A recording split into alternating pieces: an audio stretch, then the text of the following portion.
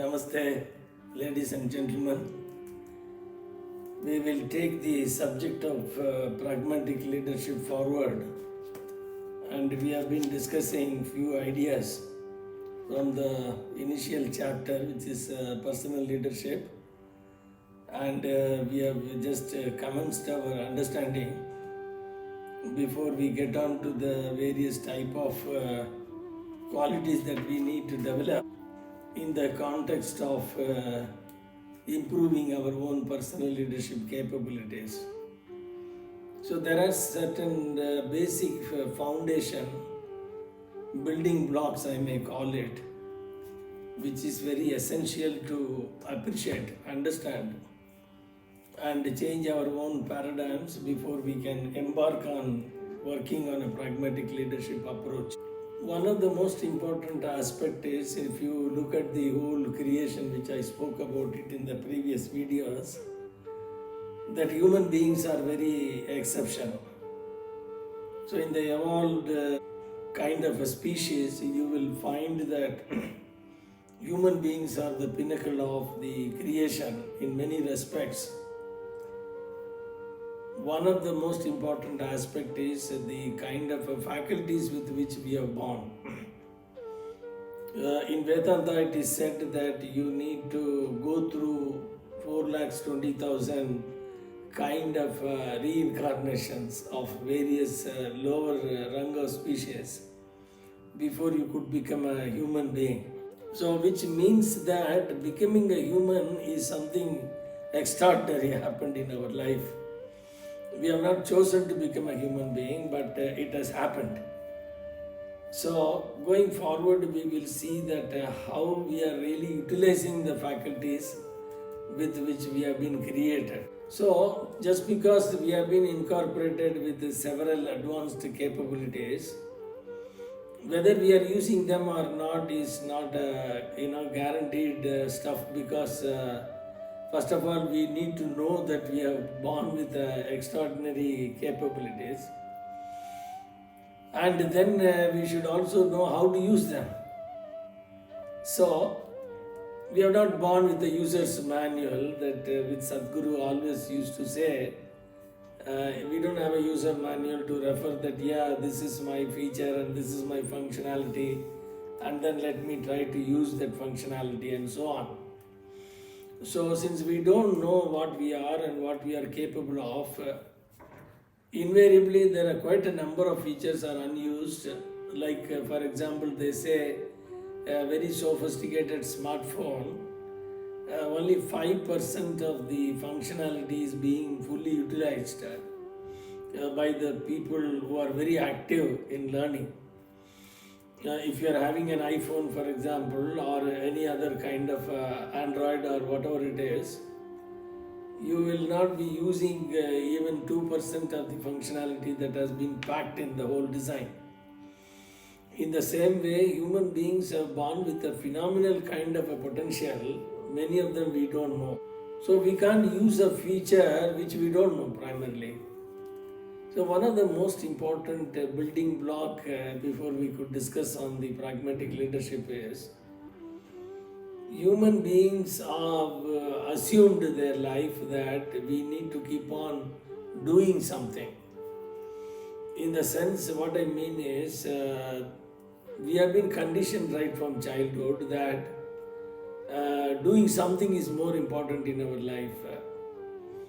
So, be it maybe during the early days we were carrying on with our education, that becomes a doing, and then later on then we took up a job, and then that becomes a doing. From morning till late evening we continue to keep doing something, and our existence is manifesting in the form of doing.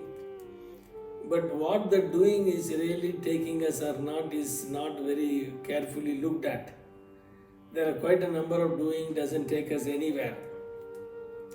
So that means we are a human being, that we have become a human doing. That means our ego definition is coming from what you are doing. That is why when we meet a stranger in the initial conversation, after knowing their name, etc., first question we ask, what are you doing?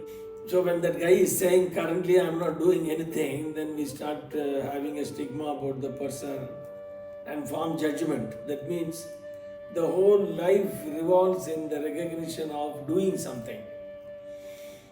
So this is a very important building block to understand, are we human being or we are a human doing? And most of us are identified or recognized based on what we are doing. If you say I'm doing business, oh, then the other guy wants to give you more kind of a respect. And if you say no, I'm working for somebody, your social status, your social recognition, your judgment about who you are, etc., are all decided by what you are doing. So let us park this somewhere. Why are we discussing this? Going forward, it will become clear that we are a human being with an enormous amount of capabilities, but we started doing something in our life which became our education and vocational pursuits. With the result, we are identified as an agricultural engineer or a farmer or a draftsman or something of that kind. So that is the difference between a human being and a human doing. Now when you are coming from the perspective of human being, then you look at it, no, I am born with a phenomenal amount of faculties which I can use it for different kind of applications in my life. So in my book, page number, let's say for example in page number 20, I had discussed this concept in a much more clearer manner, that human beings are not human doing, they are human beings. Now why are we talking about this? I happened to listen to, during my formative years, to Dr. Dharani Sinha, I have referred in my book, who was my mentor. He brought a wonderful idea which has transformed my life upside down. He said human beings are not a product, but they are a process. What does this really mean? I think we need to deep dive a little bit to understand what he really meant.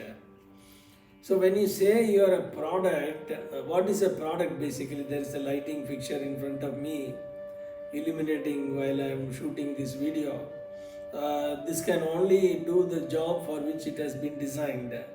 And there is a camera which is running there, which is capturing whatever the images that is in front of it. So it is a product at the end of the day. That means it can only do the functions for which it is intended to. So that is what is the product. That means it is a finished state in which it cannot have any other option. Probably this light cannot shoot the images, or the camera cannot produce light for illuminating the object. So a product is nothing but an end state. That means it is not meant to do anything other than for what purpose it has been created. But let's look at what is a process. In my last video in Profit Leadership, I spoke about what is a process. Let's take for example, cooking is a process, music is a process. So when you say something is a process, there are several outputs can be generated out of the process. Like for example, cooking. In cooking you can make Hyderabad dum biryani, or you can make another kind of dosa or sambar or something of that kind. So the possibilities are millions. So you cannot restrict the number of output that process can generate. That's one of the reason in the YouTube you will find the most sought out channels are on the recipes and cooking and so on. So the important point here is, when you are going to look at human beings as a product, which invariably that is what we have already concluded, that based on what we are doing, we have concluded that this is what I am. For example, in my own life, I did my mechanical engineering, then I became a designer, then I said that I am a designer. So that is the end state. That means I have already declared I am a product.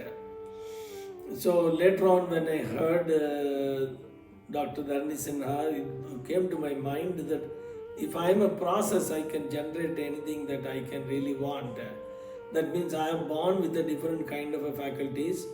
I am born with an enormous amount of potential, like a cooking process. So I am a process. So I can decide to dance. I can decide to become proficient in the music. I can become a public speaking person. I can become a consultant. I can probably help somebody to build their psychological framework. So I can choose to be anything. So I started looking at my life from the mid 40s, that I am no longer a product, that I am going to be a process. So I was being a technology guy throughout my life, only focusing on design and technology and deep diving into mathematics and so on. I chose a different path in my life. For example, at the age of 60, I decided I want to learn keyboard. And in the last 10 years, I developed so much of proficiency in music. I can, like a pro, I can play keyboard for 3 hours in a concert. So what is most important in life is that don't look at yourself as a human doing. That means don't draw power and recognition from the society by what you are doing. So doing has got its own limitation. So when you are coming from that I am a product and I am doing this, then you are putting a small boundary around yourself beyond which you will not be able to move ahead. And when you are looking at yourself as a process, that means you are born with an enormous amount of powerful capabilities. And a process can generate multiple outputs. That means you can become any person in your life if you are coming from the basic assumption of optimism, and then you look at yourself as I'm not a human doing, but I am a human being. So that means I will be able to generate any kind of an output. So in summary, if you are going to put a boundary around a tribal child, the mother used to put a circle around the baby and then say, if you cross this boundary, the animals will eat you. So that baby never crosses that boundary. And even if it grows as an adult and it has got a rationale, but still if you put a circle, the person will never attempt to come out of it. In the same way, you must have heard about the elephant which is tied with the rope when it was a baby elephant, and it cannot pull the rope, and then subsequently it accepts that whenever it is tied with a rope, it cannot have a freedom to move around. In the same way, when it becomes a grown-up elephant, if it tied with a rope, it never attempts to break it. So when you are not attempting to break it, then you cannot complain that you are not getting what you want. So it's extremely important in life to have this basic idea that you are not a product, you are a process. You are born with a phenomenal amount of faculties, and if you are willing to use those faculties in a fixed state of consciousness, you can always human becoming. That means you can become something which you are not at this point in time. So that is what is the most important aspect of this particular subject. In page number 20 I have discussed, and I am sure that this concept will be of great help to you, and make use of it for experimenting different kind of approaches in your life. Thank you very much for your patient listening. I hope this idea is more useful for you for shaping up your career. God bless you. Take care.